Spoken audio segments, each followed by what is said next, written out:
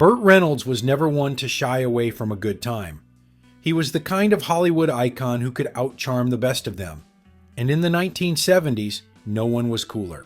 But when it came to The Longest Yard, Reynolds didn't just star in the movie, he lived it. The 1974 prison football comedy drama became one of the most beloved sports films of all time, and to Reynolds, it was the best football movie ever made. So much so that when the 2005 remake came around, he flat out refused to watch it, despite having a role in it. To Reynolds, the original was untouchable, a film that captured a perfect storm of raw grit, humor, and sportsmanship. But Reynolds' loyalty to the original wasn't just about pride, it was about knowing they had captured something special, something that couldn't be replicated by a modern Hollywood machine. The Longest Yard is the kind of story that seems so outrageous, it could only be true. Producer Albert S. Ruddy got the idea from a friend, a once promising football player whose career-ending injury led him down a dark path.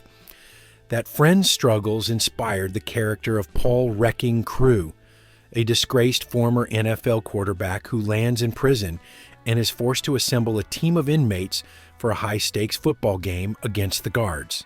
The concept of a brutal, no-holds-barred match between inmates and guards made for a compelling underdog story. But there was more to it than just a game. It was a reflection of rebellion against authority, a theme that resonated deeply with audiences during the 1970s, a time of political unrest, distrust of institutions, and countercultural movements. The story had an irresistible underdog appeal. Crooked wardens, sadistic guards, and a group of misfit inmates coming together for one last shot at redemption. The film's setting in a tough, unforgiving prison environment made it feel raw and authentic, with characters who weren't just caricatures, but real people with real stakes. Crew's journey from self-centered ex-athlete to a reluctant leader forced to earn the respect of his fellow inmates added layers of complexity to what could have been just another sports film. But it wasn't just a great idea. It was a perfect fit for Burt Reynolds, who wasn't just acting, he was drawing from his own past. Before Hollywood came calling, Reynolds had been a college football player at Florida State University. A knee injury cut his dream short, but his love for the game never faded, and he brought that passion to the role of Crew. Reynolds' star power was at its peak in the 70s, and The Longest Yard capitalized on his charisma, athleticism, and that signature mischievous grin. He wasn't alone, though. The film featured a mix of actors and real-life football players, including Hall of Famer Ray Nitschke, Joe Kapp, and Sonny Sixkiller. Many of the actors had played professional football at some level, lending an air of authenticity to the game sequences. But not all the football sequences were carefully choreographed. Many of the hits and tackles were real, and Reynolds himself took a few brutal knocks during filming. The authenticity of the action was one of the reasons why the film resonated so well with sports fans. It felt gritty and unpolished, just like a real game played in a rough, unregulated environment. Director Robert Aldrich, known for gritty films like The Dirty Dozen, took the helm, bringing his tough, no-nonsense style to the story. He famously allowed Reynolds to improvise comedic moments, and it paid off. About 65% of the film's final cut used those takes. Reynolds later admitted that Aldrich wasn't naturally drawn to comedy, but the director knew when to let the star do his thing. The film's mix of brutal action and offbeat humor made it stand out from other sports films of the time. It wasn't just about football, it was about survival, camaraderie, and sticking it to authority figures who abused their power. Filming took place in Georgia State Prison, a real working prison with real inmates and guards. And that led to some unbelievable behind-the-scenes stories.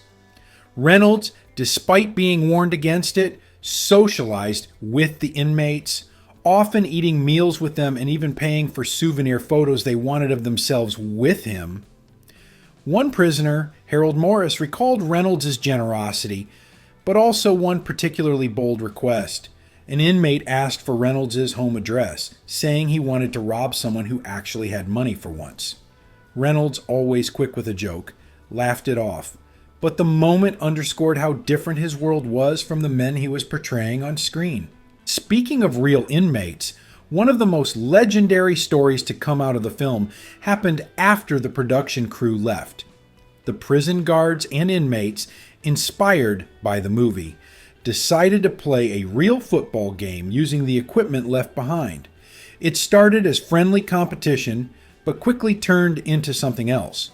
The inmates, fueled by years of pent-up frustration, absolutely destroyed the out-of-shape state troopers. The game was called at halftime with the inmates up 66-0. After that, prison football in Georgia was permanently banned. The fact that life imitated art in such a spectacular fashion only added to the film's legendary status. The Longest Yard wasn't just a hit, it was a cultural phenomenon. The film made over $22 million at the box office, a huge success for the time. Critics were divided, with some calling it a terrible picture, and others hailing it as one of the greatest sports films ever made. What everyone agreed on, however, was Reynolds' undeniable star power. His effortless blend of charm, toughness, and humor made Crew an unforgettable character. The film tapped into the anti-authority sentiment of the time and gave audiences a thrilling, cathartic sports movie that wasn't just about the game, it was about standing up against oppression. Over the years, The Longest Yard spawned several remakes, including the 2001 British soccer version Mean Machine, starring Vinnie Jones, and the 2005 Adam Sandler-led reboot, which actually brought Reynolds back as coach Nate Scarborough. But Reynolds, forever loyal to the original, refused to watch it. In his words, "I didn't want to see it. I didn't need to see it. I was in the best one." His confidence wasn't misplaced. Even Adam Sandler admitted years later that his version wasn't even close to the original. The 1974 film remains a landmark sports movie, one that balanced humor, action, and an underdog spirit in a way that few films have matched since. Now it's time to hear from you. What do you think makes The Longest Yard such a timeless sports film? Do you agree with Burt Reynolds that the original is unbeatable? Or do you think the remake deserves more credit? Drop your thoughts in the comments below, and don't forget to like and subscribe for more deep dives into classic movies.